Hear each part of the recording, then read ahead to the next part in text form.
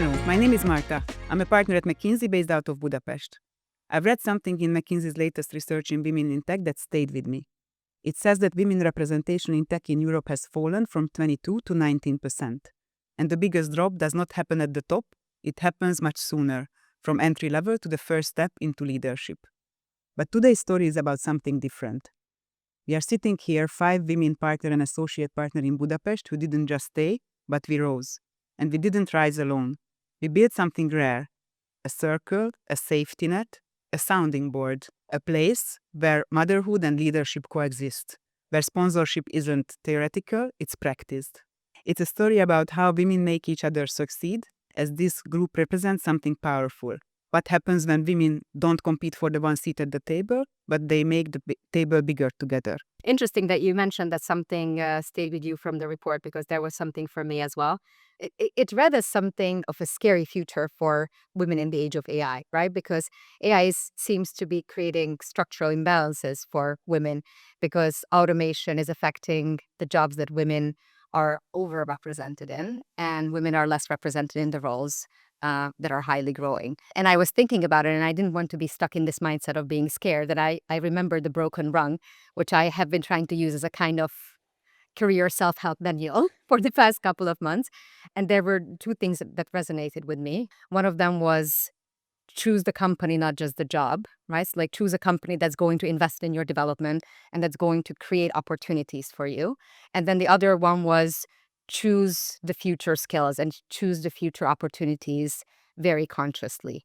That is the unlock. Like follow the trends, see what's growing, see what's declining, and choose between those fields very opportunistically. I think choosing the company that feels almost too easy and too trivial, sitting in this circle with you, and also knowing how much training and support we receive and how much opportunity we have to develop ourselves. I think skills is less trivial. For me, there is one set which is about following the trend, but also there are a bunch of skills which is more fundamental and hopefully eternal. But also you have to think about what are the skills which will be valuable 5-10 years from now, regardless how the world looks like. Another thing you mentioned is creating opportunities, choosing a place which pays a lot of attention on creating opportunities, what we translate in McKinsey as sponsorship. The way to help a colleague to grow is not only mentorship, it goes beyond its sponsorship. We are not only giving advice, but we are actually bringing the colleague to the opportunities so we can work together. When did you realize that this wasn't just a group, but actually this is a community? So for me, when this whole community feeling came, actually when I was still on my maternity leave, and Bianca and I, we go walking our dogs together on long walks in the nature. And on one of these walks, I was like about to come back to work, and I'm like, I don't know what I'm gonna do, how I'm gonna orchestrate my return. And then 2 days later, Yanka calls me and it's like, I found an opportunity for you, right? And that's when it clicked for me that this is actually a community. Then 3 years later, the reverse happened, right? When she was about to come back, I called her and said, look, I found opportunities for you. I have a client serving team, and women do this exact example that you have described very systematically. And they have this kind of like rotating handover of roles. And then they do this very consciously to create opportunities for each other as returning moms, because they're like, like someone helped me to succeed, so now I'm going to help someone else succeed. I met Marta back in 2014 when I applied to McKinsey. So she was assigned to be my mentor in the interview process. Her goal was to help me to succeed. Fast forward 12 years, we are friends. So there is a strong bond between us, which all started with helping me to bring the best out of myself in the interview process. And what's the one thing that you can say in this circle that you cannot say everywhere? In this circle, I never feel judged. So it's like so safe to say whatever you're thinking, because it's not that you will be judged or you will be given advice on what you should do, but it's like borderline therapy, right? You just need a safe space to explore it. Yeah. I think for me, it's so deliberating that I can say that I'm passionate about what I'm doing at work, but I'm equally passionate about my family and equally passionate about growing myself. And this is something which is not easy to share with everyone. But here I feel that we share this joint passion and striving for something more, something interesting. And I really like this. Whenever we're at an event together, I know that I'm going to seek out someone from this group, right? Like if I see someone from this group, I'll immediately will want to walk up to them and be like, "What's up?" Like, tell me, give me the latest. One thing that the report highlights is when women feel kind of this loneliness in the room or the only one in the room type of feeling. Do you have any kind of remarkable memory or remarkable events that you would recall? Not really, because I always felt that there is an edge or something that I can bring to the table. But I'm also kind of lucky because on one of my first projects, I was surrounded by amazing female leaders. So it was just so comfortable to walk into the boardroom and be present and be there. So I feel very lucky to have this first experience and not to have this inner fear from day one. So there is this weird moment when you walk in the room and there is this handshake moment. And the people at the other side cannot decide because of traditions or conventions if they offer their hand or not. With the female colleagues, we developed a solution for that is just offering your hand and then directing this in a way which puts you actually as equal in the room. I actually don't even think about as the only woman in the room. I'm used to it. But it's the color that I notice, is that when I walk into the room, I like wearing color, and then I'm the only one in color. But that's the only time I ever think about it. And after that, it's really not a factor for me at this stage. Like, I think that if you think about it too much, then you limit yourself. You won't speak up. You won't go and have a coffee chat. So I really try to block mentally myself out of this. I don't know if this still happens because this was a really, really long time ago, but I remember my very first project. I think it was probably an all-male team, and then the client executive team was all men as well.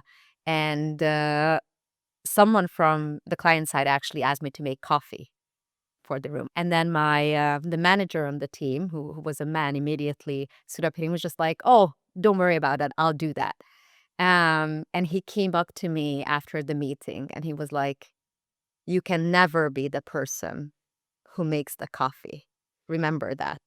And that stayed with me for a really, really long time, right? Like that I had a role different than that in the room. I could never be the person who felt like I was sort of like pushed to traditional roles or whatever. Like that was not something I could succumb to. That was like not acceptable. Another finding of the report that one interviewer says that if I speak up too often, that I'm coming through as difficult. If I don't speak up, then I'm invisible. Have you ever had that feeling, had that tension? Just pisses me off so much to hear things like this. I'm sorry. And I'm just like, to be very honest with you, I never really cared about it because to me it was also a question of authenticity.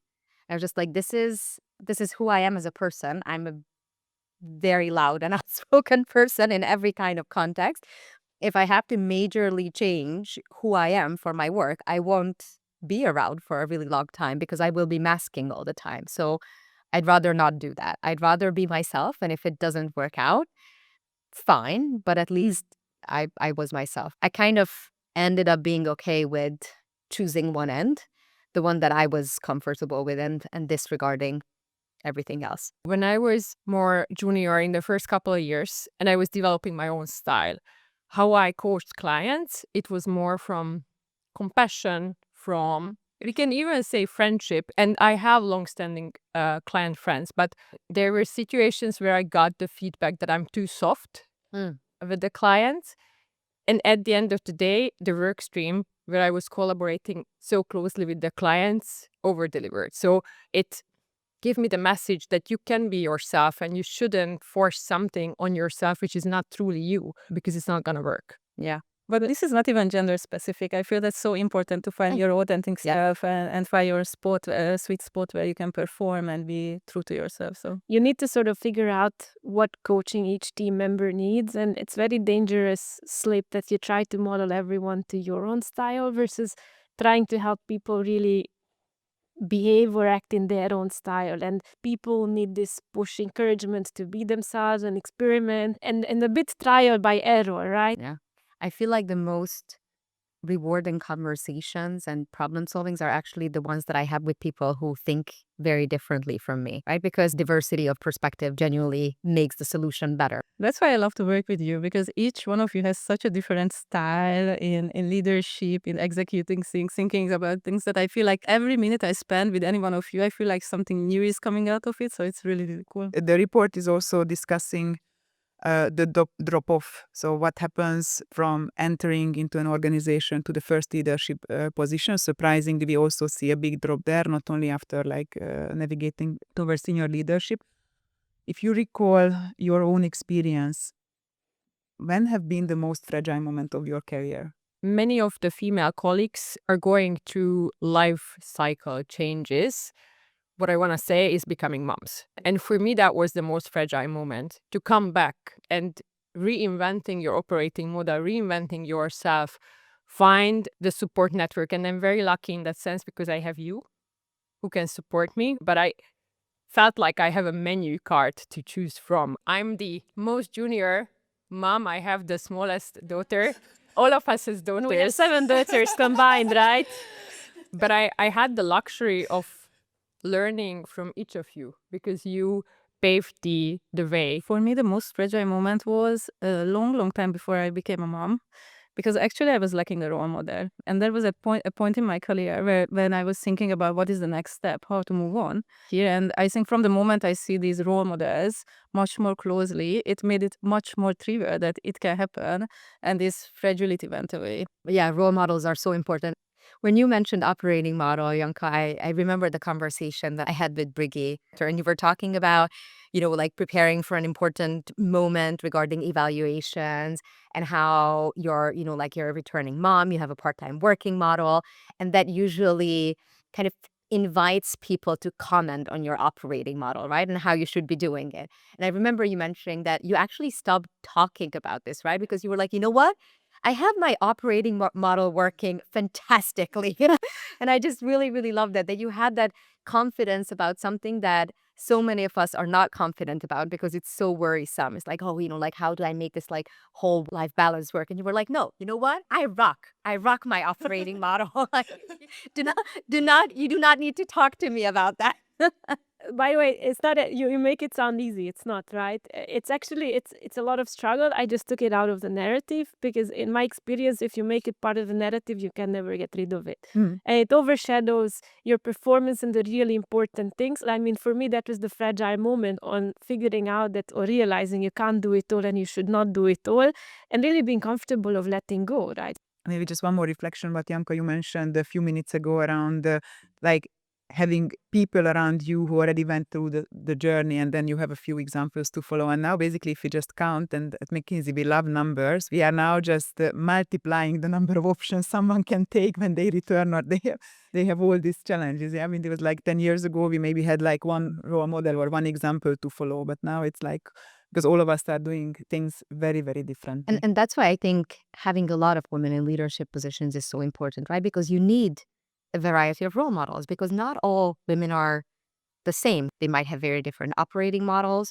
And it's so important to see all those different options in front of you because we need to be able to inspire a lot of women down the funnels, and choice really matters. There is one other angle that the report highlights is there is a hidden trade-off between flexibility and being a mother. Do you agree that it's really a trade-off? It's just a matter of how you create your own operating model and how you give space also to others, and whether you are open to accept help from others and so on. And if you have this kind of safety net, not just in work, but also in your personal life, I think that somewhat removes this trade-off. I often feel that it exists in my head. What I experienced many times that I have this tremendous guilt of finishing work at 4 p.m. and going to pick up my daughter and not participating in meetings, but no one ever mentioned that to me that it would be a problem. There is this bias that if you're a mom with a small child, you are less flexible, right? And I hear it 8 out of 10 times, but she's a mom with small kids, so we can't count. And to me, that's something that we have to one by one break the bias, because let's ask that person. And to me, that's what bothers me. It's yes, you do have your personal boundaries. There are situations when you can be less or more flexible, but I think you have to be part of the narrative. And very often people make the choice and the assumptions instead of asking you.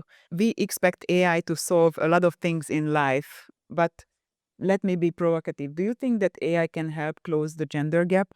I think it can if women very consciously move into the areas that are going to be growing, right? It is a very structural change to just tell someone to do something completely different from one day to another, right? But I think if if we want to leverage AI for that, then it needs to be a structural change and choice of women moving into different industries, different roles, have different skill sets very consciously. But I think it's irrespective of AI or not AI. I mean, in every era you had the equivalent of AI and it manifests differently. But I think it's intentionality, right? And if we reflect on what you talked about, the dropouts, the operating model, everything, you need to have a view on what you want to do and really be intentional about it, right? And it also reflects in the operating model of what you do and what you don't do, in the capabilities of what you want to grow into and what not. And what I mean by intentionality is making up your own mind a bit, right? Because if you ask 20 different people, they tell you 20 different things of what you should do. But I think the only way out of it is if we're very brutally honest and intentional about what we want to do, right? And make up your own mind. Yeah.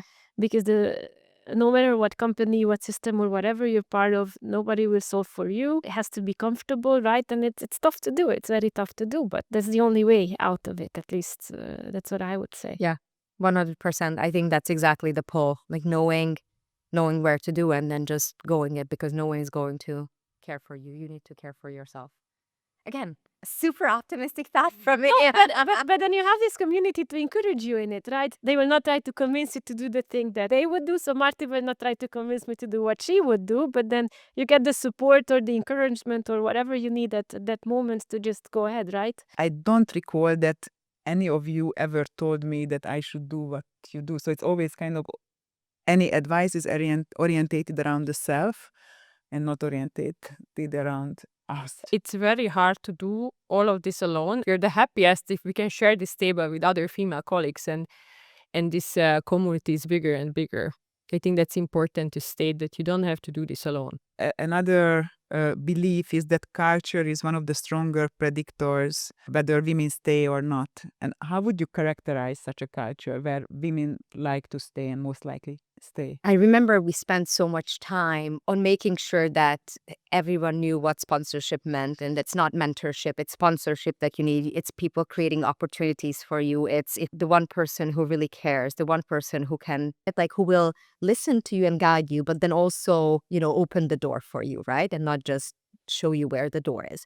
And what is very interesting, last year we had a female dinner, and then we were talking about these things as like supernatural. And then someone came to me at dinner that this is kind of the first time she hears this, that it's really happening. So it's not just like some theory or some on the slogan, exactly, or slogan somewhere, but like people really genuinely living this through. And for me, it was so surprising because I just cannot imagine a different way of doing things. What I find, because this is like very, as Marty mentioned, very advanced levels of sponsorship, mentorship, but it all starts with really honest feedback. So for me, one marker of culture would be really a practical advice on figure out how does the feedback system work. For me, another aspect is the empowerment and authority to make my own journey, make my own McKinsey, which means that I'm not put in a certain box and not told how to do things as a mother, as a female leader, as an employee of the firm, because it's my own decision. And I really, really find this important.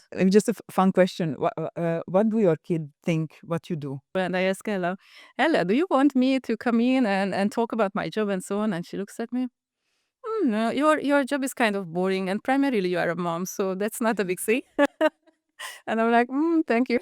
My daughter thinks that I speak a lot of English on the phone or in front of the computer, and she loves it because she finds it interesting. So she just thinks that my job is glamorous because in her mind, I'm practicing a foreign language, meeting a lot of new people, and I'm actually going to nice places, and she likes that. But what about you, Marta? Because you have kids of very different ages, right? Like, does their impression of what you do change? I think what they are aware of, that I like what I'm doing, and they are pretty conscious about. But like what exactly I'm doing, they have no clue. What do you hope younger women see if they look at this group? I hope they see the possibility to succeed by being authentic to yourself. I hope they see a group of friends who are helping each other in any kind of life situations. I hope they feel encouraged to find one or two women in their network, wherever, to just reach out and have a coffee. I hope they see that you don't need to wear black and white to become a successful woman, and you can make your own journey. Thank you.